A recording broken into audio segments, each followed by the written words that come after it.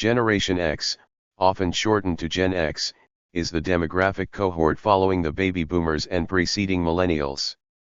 Researchers and popular media often use the mid-1960s as its starting birth years and the late 1970s as its ending birth years, with the generation being generally defined as people born from 1965 to 1980. By this definition and U.S. Census data, there are 65.2 million Gen Xers in the United States as of 2019. Most of Generation X are the children of the silent generation and early baby boomers. Xers are also often the parents of Millennials and Generation Z. As children in the 1970s and 1980s, a time of shifting societal values, Gen Xers were sometimes called the latchkey generation, which stems from their returning as children from school to an empty home and needing to use a key to let themselves in. This was a result of what is now called free-range parenting, plus increasing divorce rates, and increased maternal participation in the workforce prior to widespread availability of child care options outside the home. As adolescents and young adults in the 1980s and 1990s, Xers were dubbed the MTV Generation, a reference to the music video channel, sometimes being characterized as slackers, cynical, and disaffected. Some of the many cultural influences on Gen X youth included a proliferation of musical genres with strong social tribal identity such as alternative rock, hip-hop, punk, post-punk, rave, and heavy metal, in addition to later forms developed by Gen Xers themselves, example grunge, grindcore and related genres. Film, both the birth of franchise mega-sequels and a proliferation of independent film, enabled in part by video, was also a notable cultural influence. Video games, both in amusement parlors and in devices in Western homes, were also a major part of juvenile entertainment for the first time.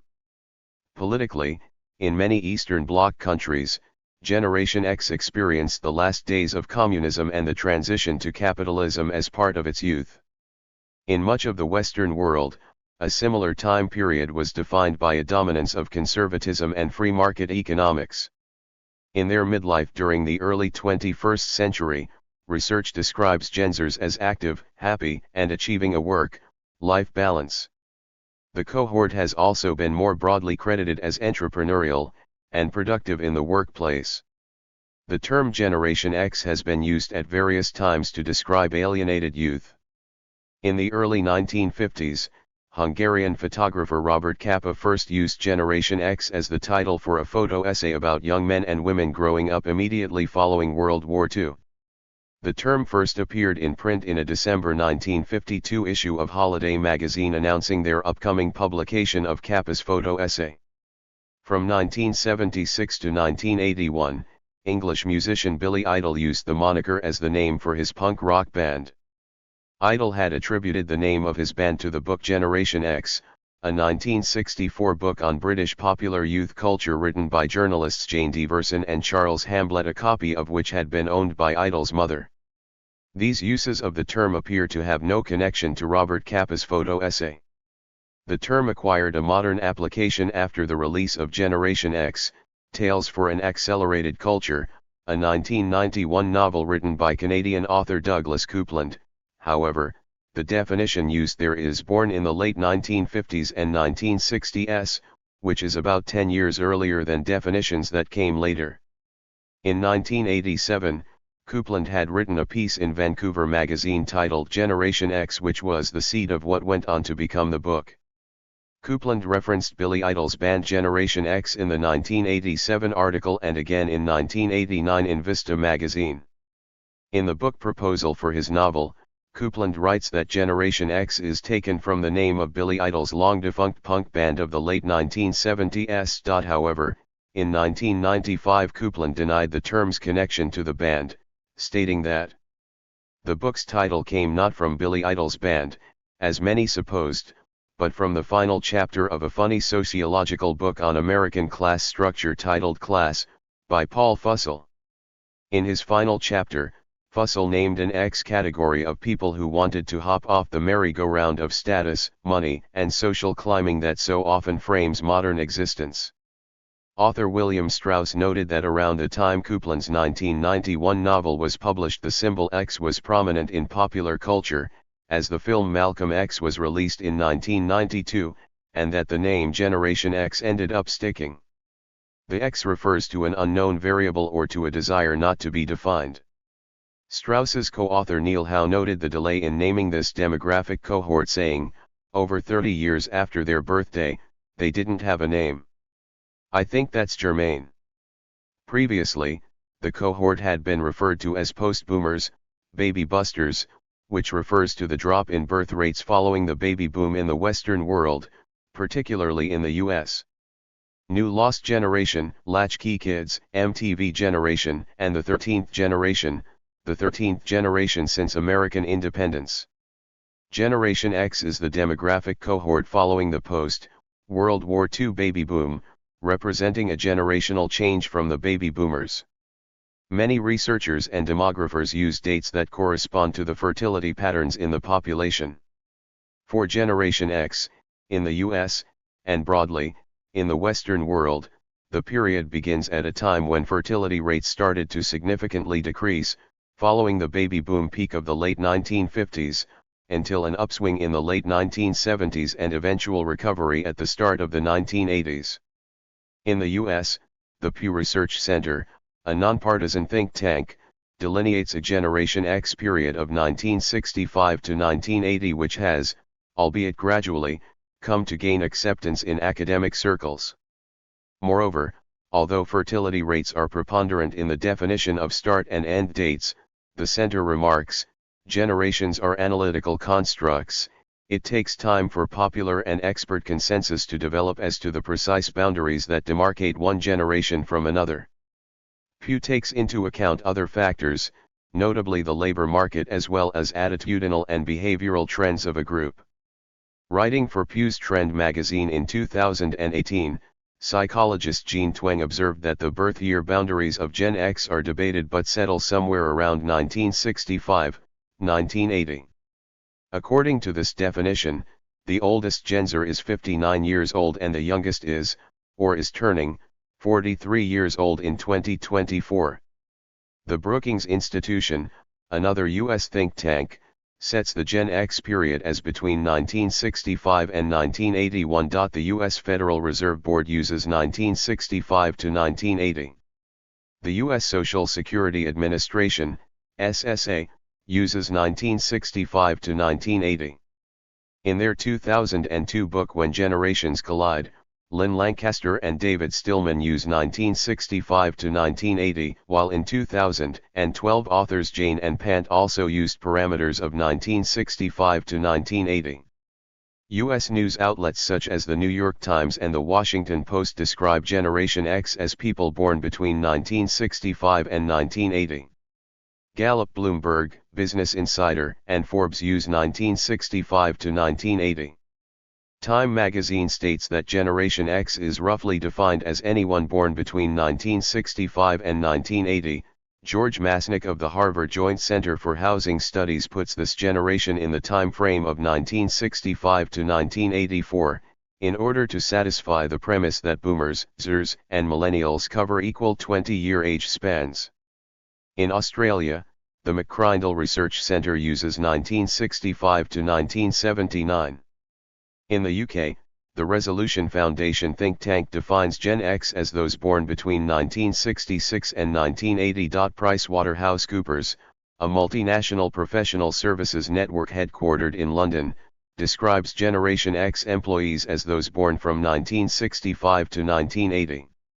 On the basis of the time it takes for a generation to mature, U.S. authors William Strauss and Neil Howe define Generation X as those born between 1961 and 1981 in their 1991 book titled Generations, and differentiate the cohort into an early and late wave. Jeff Gordonier, in his 2008 book X Saves the World, include those born between 1961 and 1977 but possibly as late as 1980. George Masnick of the Harvard Joint Center for Housing Studies puts this generation in the time frame of 1965 to 1984, In order to satisfy the premise that boomers, Xers, and millennials cover equal 20-year age spans. In 2004, journalist Jay Markert also acknowledged the 20-year increments but goes one step further and subdivides the generation into two 10-year cohorts with early and later members of the generation. The first begins in 1966 and ends in 1975, and the second begins in 1976 and ends in 1985. This thinking is applied to each generation: silent, boomers, Gen X, millennials, etc. Based on external events of historical importance, Skew and Noble in 2002 argue that a cohort is formed against significant milestones and can be any length of time. Against this logic, Generation X begins in 1966 and ends in 1976, with those born between 1955 and 1965 being labeled as trailing edge boomers. The 1994 book Baby Busters, The Disillusioned Generation by George Barna refers to those born 1965 to 1983 as the Baby Busters generation rather than as Generation X. In Canada, Professor David Foote describes Generation X as late boomers and includes those born between 1960 and 1966, whilst the Bust generation, those born between 1967 and 1979, is considered altogether a separate generation. In his 1996 book Boom Bust and Echo, How to Profit from the Coming Demographic Shift, people born in the latter half of the baby boomers from the early 1960s to the early years of Generation X are sometimes called Generation Jones. People born in the Generation X/millennial cusp years of the late 1970s and early to mid-1980s are sometimes called Zennials. Other names include the Star Wars generation, Generation Catalano, and the Oregon Trail generation. These microgenerations share characteristics of both generations. There are differences in Gen X population numbers depending on the date range selected.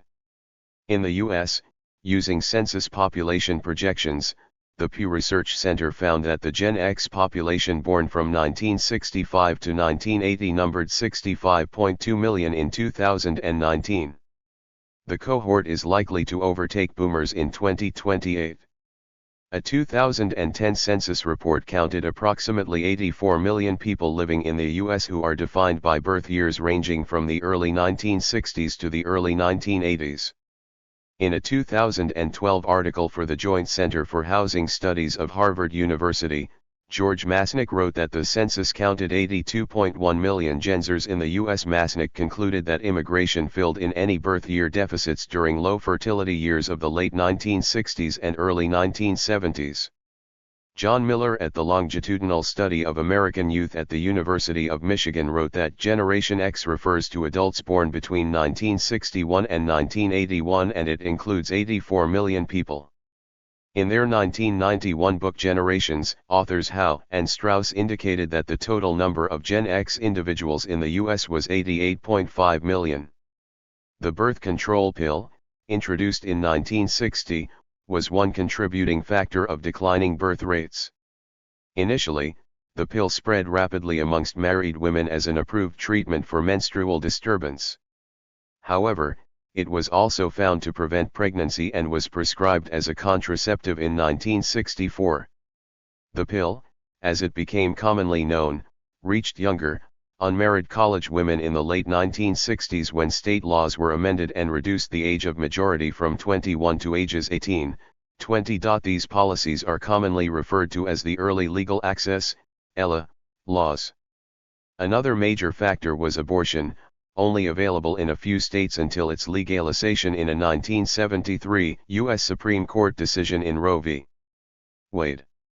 This was replicated elsewhere, with reproductive rights legislation passed, notably in the UK, 1967, France, 1975, West Germany, 1976, New Zealand, 1977, Italy, 1978, and the Netherlands, 1980. From 1973 to 1980, the abortion rate per 1,000 U.S. women aged 15 to 44 increased from 16% to 29% with more than 9.6 million terminations of pregnancy practiced. Between 1970 and 1980, On average, for every 10 American citizens born, 3 were aborted. However, increased immigration during the same period of time helped to partially offset declining birth rates and contributed to making Generation X an ethnically and culturally diverse demographic cohort. Generally, Gen Xers are the children of the silent generation and older baby boomers. Rising divorce rates and women workforce participation. Strauss and Howe, who wrote several books on generations, including one specifically on Generation X titled 13th Gen, Abort, Retry, Ignore, Fail. 1993, reported that Gen Xers were children at a time when society was less focused on children and more focused on adults. Xers were children during a time of increasing divorce rates, with divorce rates doubling in the mid-1960s, before peaking in 1980. Strauss and Howe described a cultural shift where the long-held societal value of staying together for the sake of the children was replaced with a societal value of parental and individual self-actualization. Strauss wrote that society moved from what Leslie Fiedler called a 1950s era cult of the child to what Landon Jones called a 1970s era cult of the adult. The Generation Map, a report from Australia's McCrindle Research Centre writes of Gen X children, Boomer parents were the most divorced generation in Australian history. According to Christine Hensler in the 2012 book Generation X Goes Global, Mapping a Youth Culture in Motion, we watched the decay and demise of the family, and grew callous to the loss. The Gen X childhood coincided with the sexual revolution of the 1960s to 1980s, which Susan Gregory Thomas described in her book In Spite of Everything as confusing and frightening for children in cases where a parent would bring new sexual partners into their home. Thomas also discussed how divorce was different during the Gen X childhood, with the child having a limited or severed relationship with one parent following divorce, often the father, due to differing societal and legal expectations. In the 1970s, only 9 U.S. states allowed for joint custody of children, which has since been adopted by all 50 states following a push for joint custody during the mid-1980s. Kramer vs. Kramer, a 1979 American legal drama based on Avery Corman's best-selling novel, came to epitomize the struggle for child custody and the demise of the traditional nuclear family.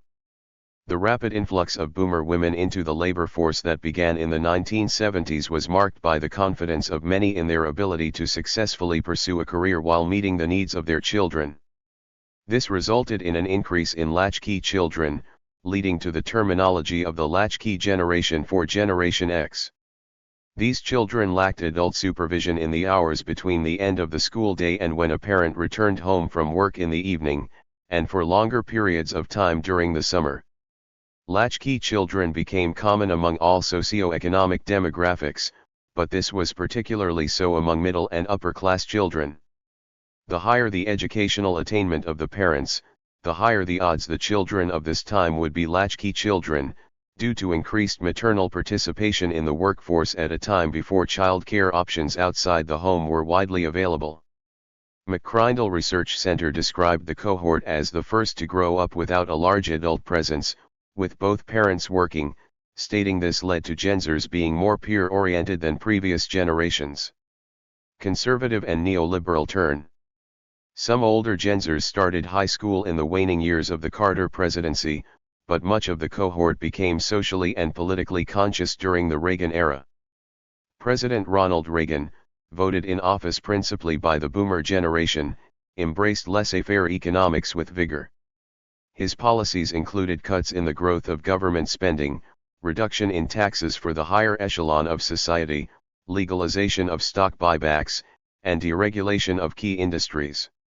The early 1980s recession saw unemployment rise to 10.8% in 1982, requiring, more often than not, dual parental incomes.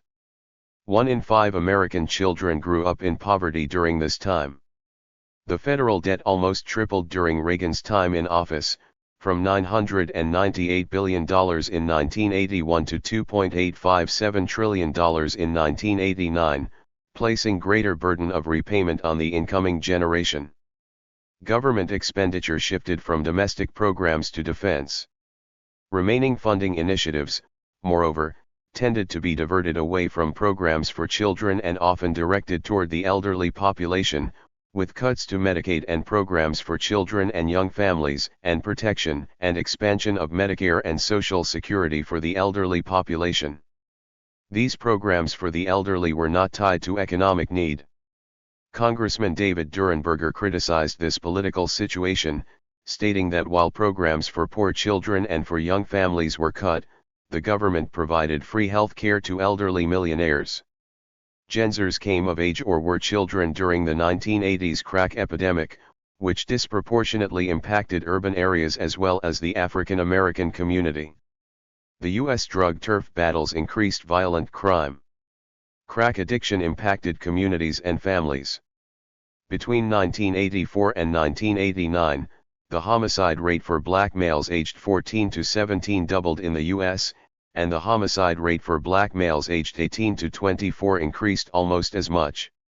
The crack epidemic had a destabilizing impact on families, with an increase in the number of children in foster care. In 1986, President Reagan signed the Anti-Drug Abuse Act to enforce strict mandatory minimum sentencing for drug users.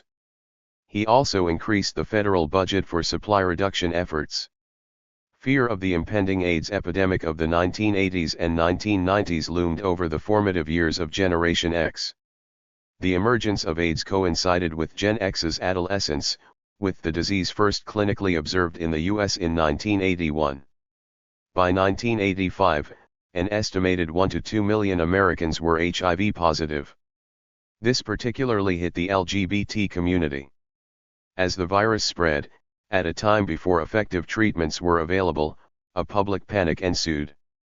Sex education programs in schools were adapted to address the AIDS epidemic, which taught Gen X students that sex could kill them.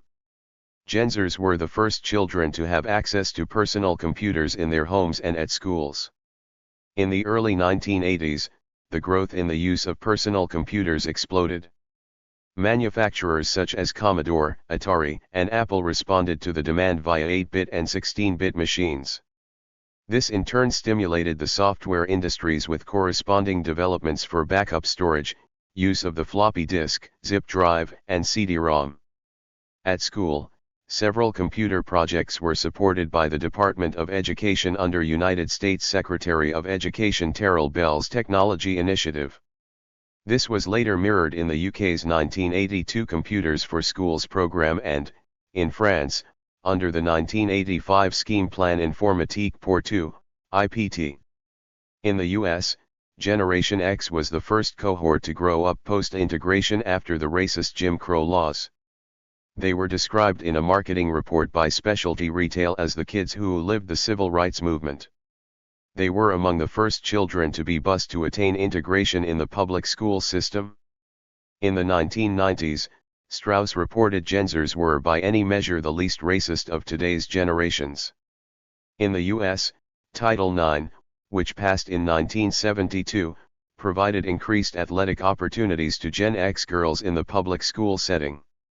Roots, based on the novel by Alex Haley and broadcast as a 12-hour series, was viewed as a turning point in the country's ability to relate to the Afro-American history. In the US, compared to the Boomer generation, Generation X was more educated than their parents. The share of young adults enrolling in college steadily increased from 1983, before peaking in 1998. In 1965, as early Boomers entered college, total enrollment of new undergraduates was just over 5.7 million individuals across the public and private sectors. By 1983, the first year of Gen X college enrollments, as per Pew Research's definition, this figure had reached 12.2 million. This was an increase of 53%, effectively a doubling in student intake. As the 1990s progressed, Gen X college enrollments continued to climb, with increased loan borrowing as the cost of an education became substantially more expensive compared to their peers in the mid-1980s.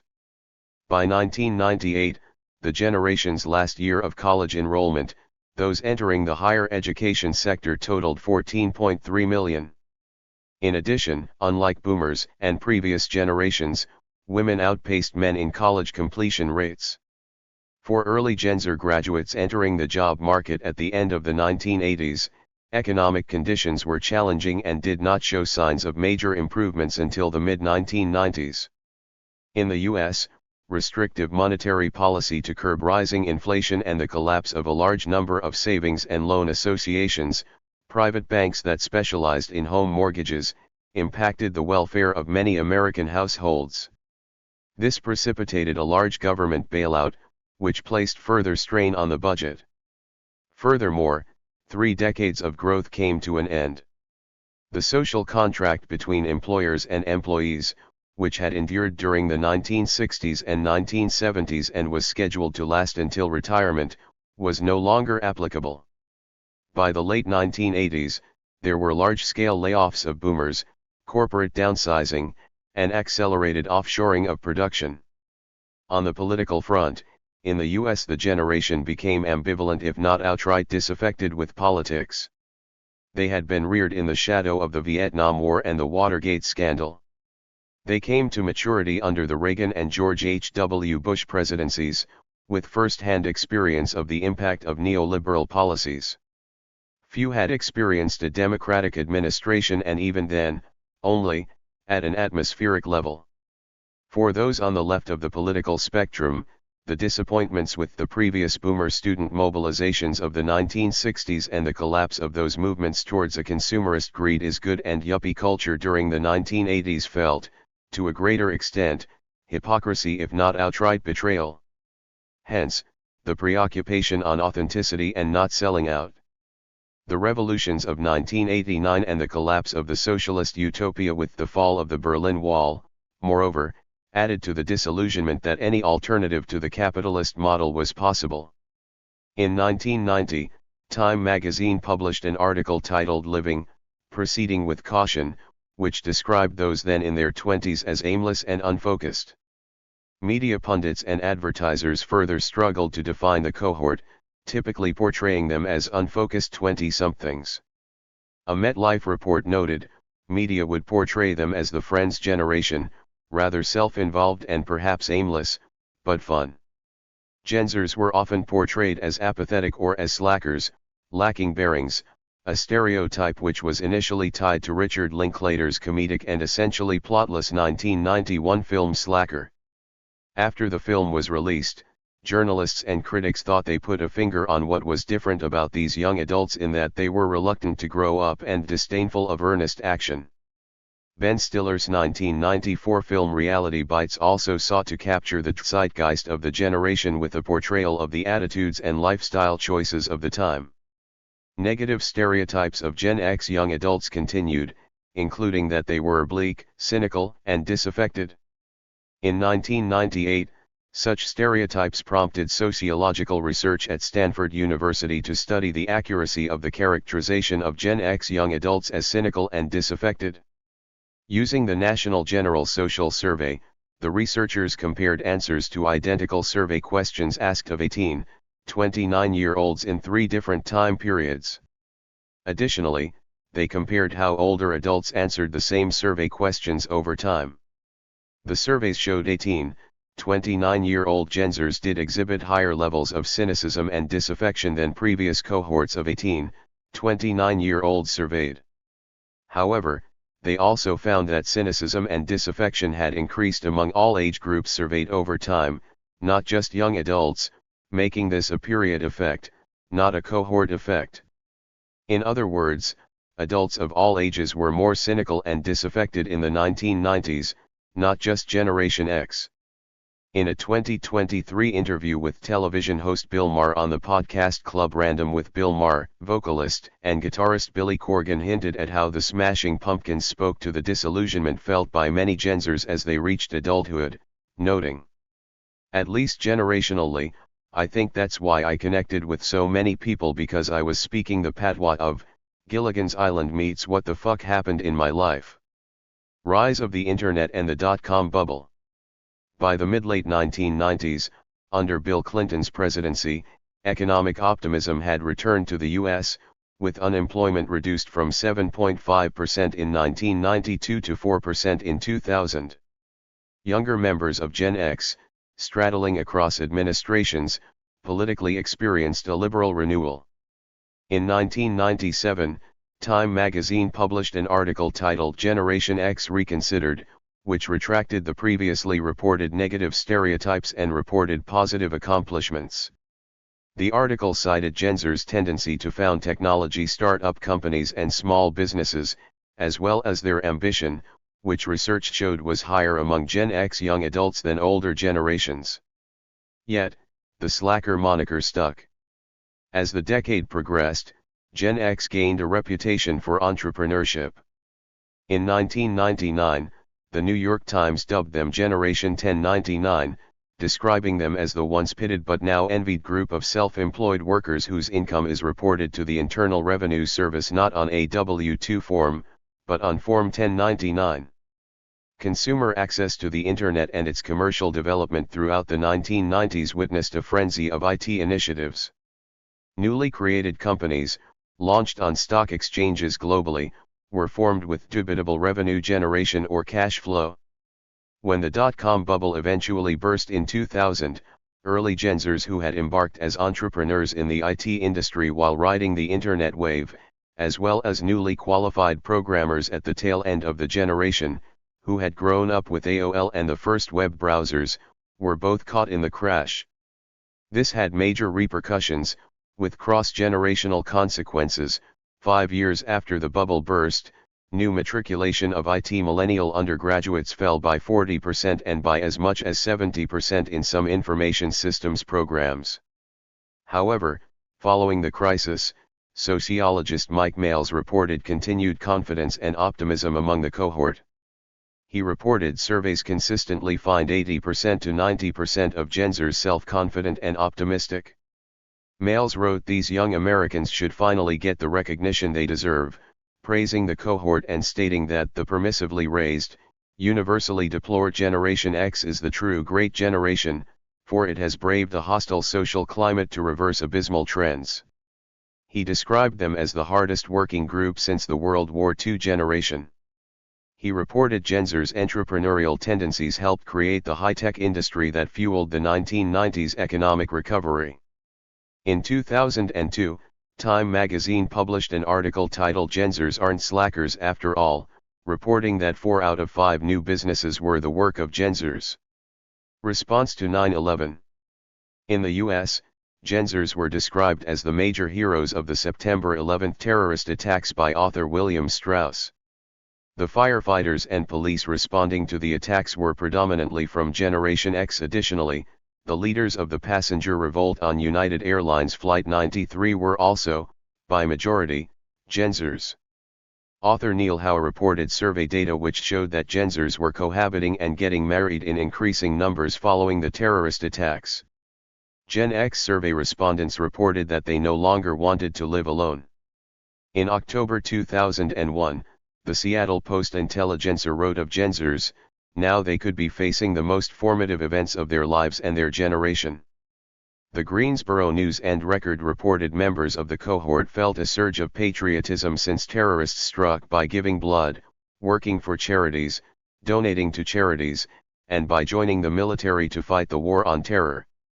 The Jury Expert, a publication of the American Society of Trial Consultants, reported, Gen X members responded to the terrorist attacks with bursts of patriotism and national fervor that surprised even themselves. In midlife. Achieving a work-life balance. In 2011, survey analysis from the longitudinal study of American youth found Gen Xers, defined as those who were then between the ages of 30 and 50, to be balanced, active, and happy in midlife and as achieving a work-life balance. The longitudinal study of youth is an NIH-NEA-funded study by the University of Michigan which has been studying Generation X since 1987. The study asked questions such as thinking about all aspects of your life, how happy are you? If 0 means that you are very unhappy and 10 means that you are very happy, please rate your happiness. LSA reported that mean level of happiness was 7.5 and the median, middle score, was 8. Only 4% of Generation X adults indicated a great deal of unhappiness, a score of 3 or lower. 29% of Generation X adults were very happy with a score of 9 or 10 on the scale. In 2014, Pew Research provided further insight, describing the cohort as savvy, skeptical and self-reliant. They're not into preening or pampering, and they just might not give much of a hoot what others think of them.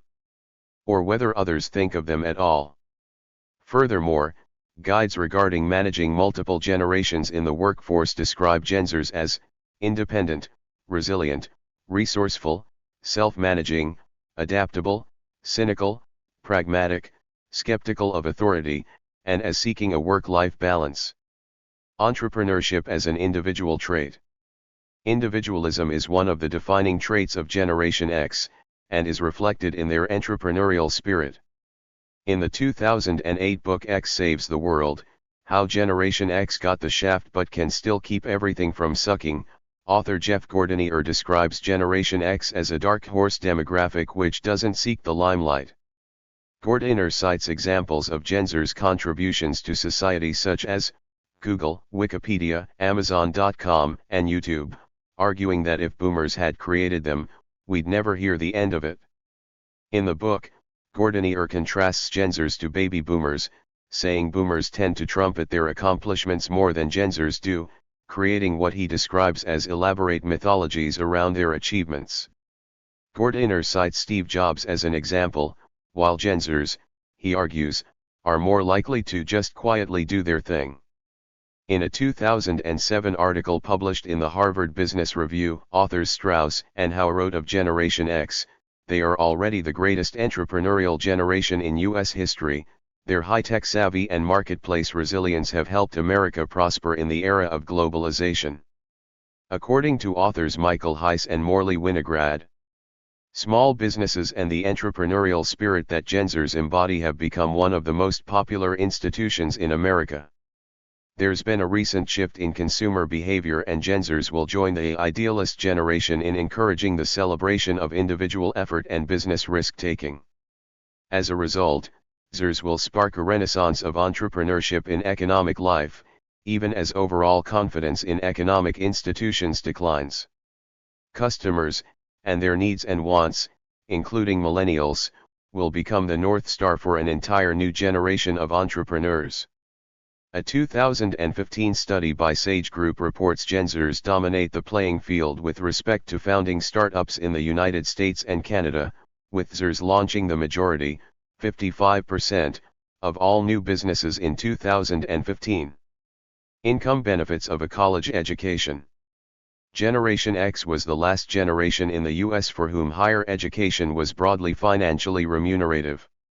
In 2019, the Federal Reserve Bank of St. Louis published research, using data from the 2016 Survey of Consumer Finances, demonstrating that after controlling for race and age, families with heads of household born before 1980 had higher wealth and income when the head of household had post-secondary education. For those born after 1980, the wealth premium of college education was no longer statistically significant, in part because of the rising cost of college. The income premium, while remaining positive, had declined to historic lows, with more pronounced downward trajectories among heads of household with postgraduate degrees. Parenting and volunteering. In terms of advocating for their children in the educational setting, author Neil Howe describes Gen X parents as distinct from baby boomer parents. Howe argues that Gen Xers are not helicopter parents, which Howe describes as a parenting style of boomer parents of millennials.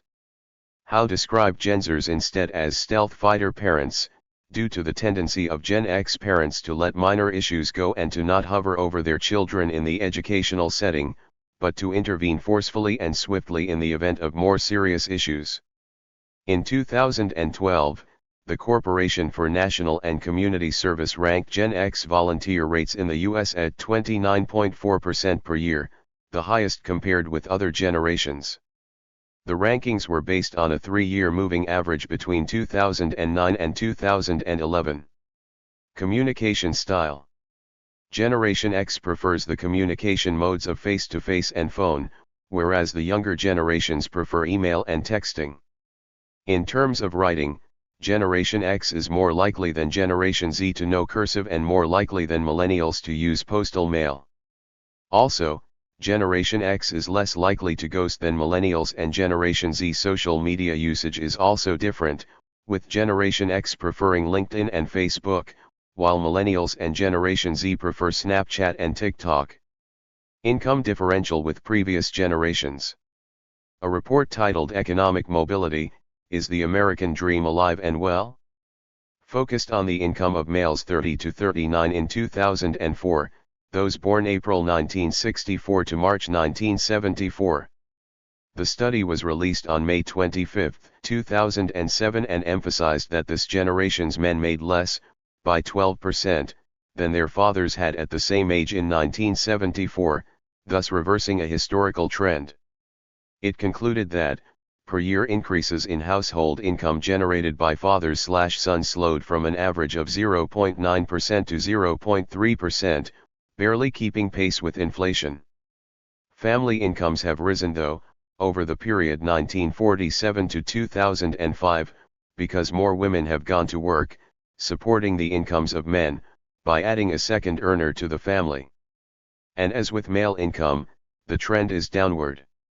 Although, globally, children and adolescents of Generation X will have been heavily influenced by U.S. cultural industries with shared global currents, example rising divorce rates, the AIDS epidemic, advancements in ICT, there is not one U.S. born-raised concept but multiple perspectives and geographical outgrowths. Even within the period of analysis, inside national communities, commonalities will have differed on the basis of one's birth date. The generation, Christine Henselaar also remarks, was shaped as much by real-world events, within national borders, determined by specific political, cultural, and historical incidents. She adds, in other words, it is in between both real, clearly bordered spaces and more fluid global currents that we can spot the spirit of Generation X. In 2016, a global consumer insights project from Viacom International Media Networks and Viacom, based on over 12,000 respondents across 21 countries, reported on Gen X's unconventional approach to sex, friendship, and family, their desire for flexibility and fulfillment at work, and the absence of midlife crisis for Gen Xers. The project also included a 20-minute documentary titled Gen X Today. Arguably in a similar way to punk, a sense of disillusionment, angst, and anger catalyzed hard rock and heavy metal to grow from the earlier influence of rock. The energy generated by the punk movement launched a subsequent proliferation of weird and eclectic post-punk subcultures, spanning new wave, goth, etc., and influencing the new romantics. A notable example of alternative rock is grunge music and the associated subculture that developed in the Pacific Northwest of the U.S. Grunge song lyrics have been called the product of Generation X malaise. Vulture commented, the best bands arose from the boredom of latchkey kids. People made records entirely to please themselves because there was nobody else to please, commented producer Jack Endino. Grunge lyrics are typically dark, nihilistic, angst-filled, anguished, and often addressing themes such as social alienation, despair, and apathy. The Guardian wrote that grunge didn't recycle banal cliches but tackled weighty subjects. Topics of grunge lyrics included homelessness, suicide, rape, broken homes, drug addiction, self-loathing, misogyny, domestic abuse, and finding meaning in an indifferent universe. Grunge lyrics tended to be introspective and aimed to enable the listener to see into hidden personal issues and examine depravity in the world. Notable grunge bands include Nirvana, Pearl Jam, Alice in Chains, Stone Temple Pilots, and Soundgarden. The golden age of hip-hop refers to hip-hop music made from the mid-1980s to mid-1990s, typically by artists originating from the New York metropolitan area. The music style was characterized by its diversity, quality, innovation, and influence after the genre's emergence and establishment in the previous decade. There were various types of subject matter, while the music was experimental and the sampling eclectic. Artists associated with the era include LL Cool J, Run, DMC, Public Enemy, The Beastie Boys, KRS-One, Eric B. and Rakim, De La Soul, Big Daddy Kane, EPMD, A Tribe Called Quest, Wu-Tang Clan, Slick Rick, Ultramagnetic MCs, and the Jungle Brothers. Releases by these acts coexisted in this period with, and were as commercially viable as, those of early gangsta rap artists such as Ice-T, Ghetto Boys and NWA, the sex raps of 2 Live Crew and Too Short, and party-oriented music by acts such as Kid and Play, the Fat Boys, DJ Jazzy Jeff and the Fresh Prince and MC Hammer. In addition to lyrical self-glorification, hip-hop was also used as a form of social protest. Lyrical content from the era often drew attention to a variety of social issues, including Afrocentric living, drug use, crime and violence, religion, culture, the state of the American economy, and the modern man's struggle. Conscious and political hip-hop tracks of the time were a response to the effects of American capitalism and former President Reagan's conservative political economy. According to Rose Tricia, in rap, relationships between black cultural practice, social and economic conditions, technology, sexual and racial politics, and the institution policing of the popular terrain are complex and in constant motion.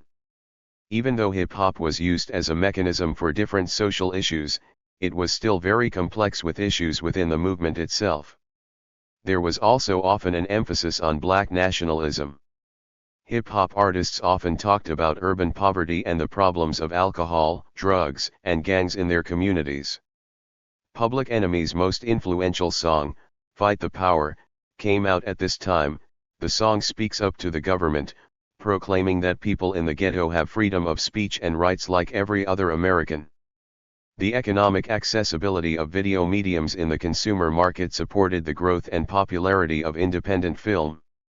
Gen Xers were largely responsible for the indie film movement of the 1990s, both as young directors and in large part as the film audiences which were fueling demand for such films.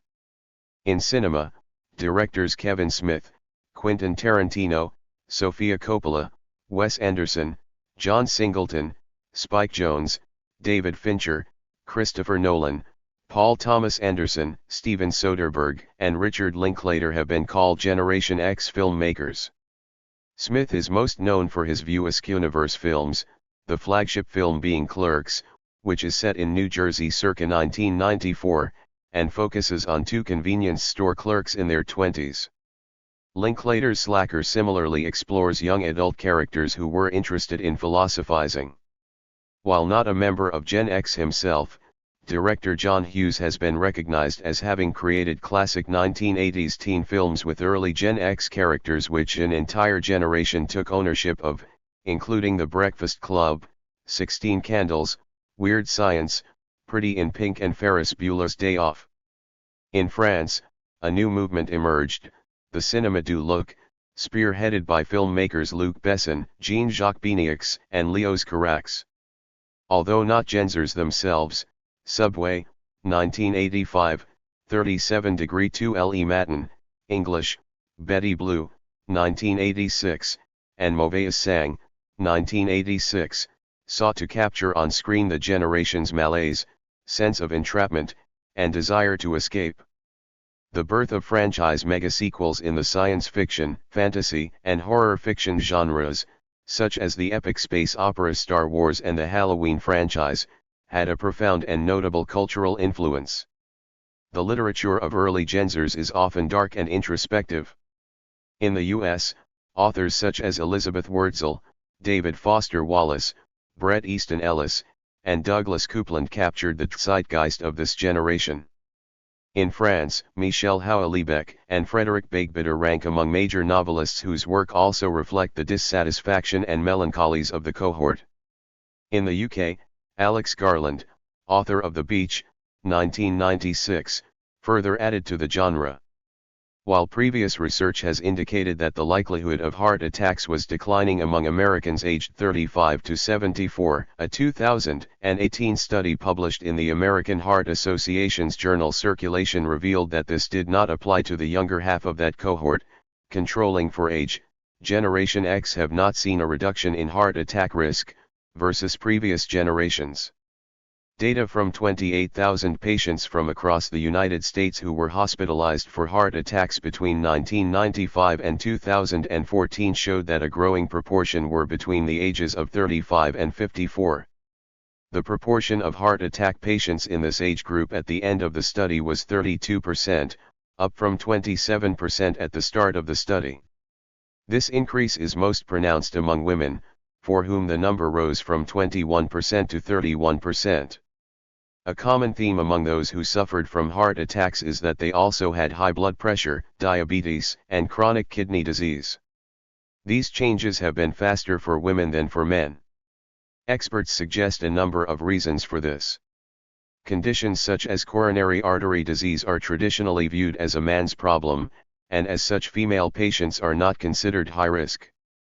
More often than in previous generations, Generation X women are both the primary caretakers of their families and full-time employees, reducing time for self-care. Generation X are usually the parents of Generation Z and sometimes millennials.